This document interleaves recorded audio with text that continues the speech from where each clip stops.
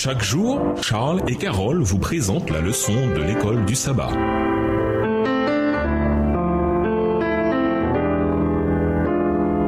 Bienvenue dans votre émission. Dieu nous parle. Nous voilà à la leçon 2. Enseigne-nous à prier. Étude de la semaine, Psaume 105, le verset 5, Colossiens 3, le verset 16, Jacques 5, le verset 13, Psaume 44, 22, 13 et 60, les versets 1 à 5.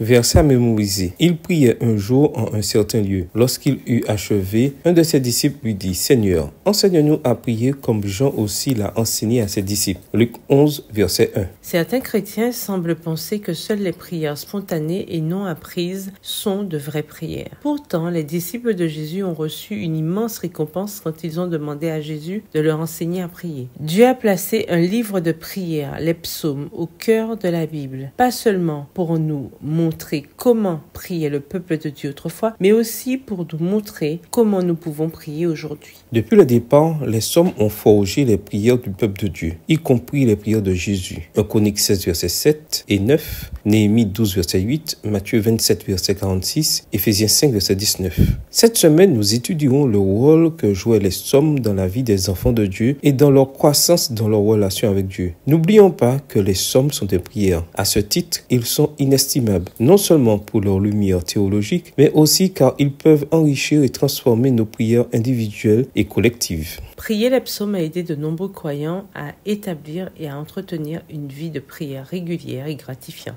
Cette semaine, nous continuerons à examiner le rôle des psaumes, notamment quand les choses ne se passent pas très bien pour nous. Au revoir. Et à demain si Dieu veut.